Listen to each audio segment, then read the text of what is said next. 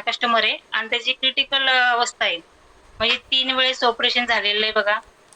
3 वेळेस ऑपरेशन होऊन त्याच्या म्हणजे पार्ट आहे त्याच्यावरती त्या आईच्या गाठा आलेल्या आहेत. आता 3 वेळेस ऑपरेशन करूनही त्या गाठा म्हणजे 1 किंवा दीड वर्षानंतर ज्या साईजच्या काढलेल्या आहेत, त्याच साईजच्या गाठा त्या परत येतात. आता त्याचं वय म्हटलं तर 70 पर्यंत त्यांचं वय आहे. तर आता 4थ्या वेळेस जर ऑपरेशन करायचं, तर डॉक्टरांचं म्हणणं झालं, की आता हे थोडंसं रिस्क आहे. तर थोडंसं सारं म्हणजे आपण एखाद्या जणाला प्रॉडक्ट दिले होते, त्याचा रिझल्ट पाहून या आमच्याकडे आल्या, की आम्हाला कॉल केला, की आता शेवटचा पर्याय म्हणजे तुम्हीच आहे. आम्ही ठरवलं म्हटलं, की बघू म्हटलं आपल्याकडून जेवढं होतं तेवढं आपण करू.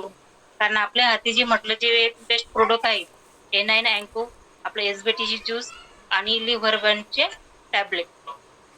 आपण हे दिल्याच्या नंतर म्हणजे आश्चर्याची गोष्ट म्हणजे मी ज्यावेळेस दिलं त्यावेळेस बघितलं, तर एवढी मोठी 3 गाठी येतात. तर एक त्याच्यातली जी मोठी गाठ आहे खूप मोठी होती. आणि मलाच म्हणजे असं वाटत होतं, की आपल्या प्रॉडक्टनं रिझल्ट येतो की नाही.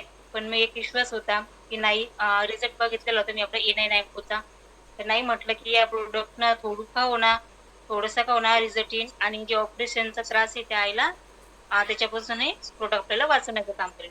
आश्चर्याची गोष्ट म्हणजे आपण प्रॉडक्ट दिल्याच्या नंतर त्यांना 4थ्या-5व्या दिवशी चांगला आराम मिळाला आणि जी मोठी जी गाठ होती, ती गाठ त्यांची 5व्या दिवशी ती फुटलेली होती. आणि विशेष म्हणजे फुटल्याच्या नंतरही त्यांना कोणताही त्रास झाला नाही किंवा त्यांना म्हणजे असं काही ताप वगैरे आली का काही असं दुसरं कोणताच तसा त्रास काहीच नाही. म्हणजे मी दुसऱ्या दिवशी त्यांना भेटायला गेले होते गाठ फुटल्याच्या नंतर. तर त्या म्हणत होत्या, "ताई मला काहीच त्रास नाही. म्हणजे माझं अंग वगैरे काही ठसठस वगैरे करत नाही, काही काहीच नाही." त्याच्यानंतर मी ती गाठ पाहिल्याच्या नंतर जे साईडच्या 2 गाठा होत्या, त्यांची साईज कमी झाली. मग मला एक असा विश्वास आला, की नाही हा आपले प्रॉडक्ट हे जेन्युइन प्रॉडक्ट येतं. म्हणजे एक कोणाच्या तरी आयुष्यामध्ये खूप जातात.